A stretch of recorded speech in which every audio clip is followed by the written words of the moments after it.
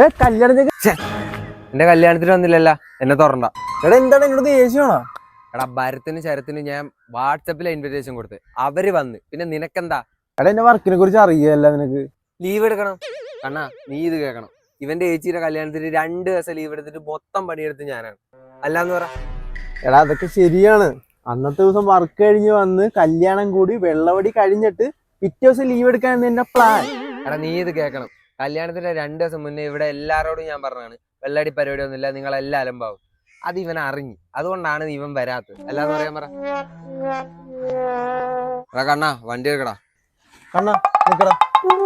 എന്താടാ? എടാ ഇവന്മാരൊക്കെ കല്യാണം ആകുമ്പോ 2 ബോട്ടിലെടുത്ത് അരയത്താത്തണം. എന്നിട്ട് ആ സൗണ്ട് കേട്ടാൽ ഇവർക്കൊക്കെ കല്യാണത്തിന് നമ്മള് കൊടുത്തില്ലല്ലോ. അല്ലാന്ന് പറ. എടാ കണ്ണാ നീ വണ്ടി എടുക്കടാ. ഇവനൊന്നും എവിടെയും പോകാൻ പോകുന്നില്ല. ഇവനൊരു എച്ച് മൈൻഡാണ്. ഇപ്പൊ എന്ത് തെറി പറഞ്ഞാലും ഇവിടെ നിൽക്കും. എന്തുകൊണ്ടാ? നാളെ നമ്മള് സാധനം എടുത്തു കൊടുക്കാന്ന് പറഞ്ഞല്ലോ.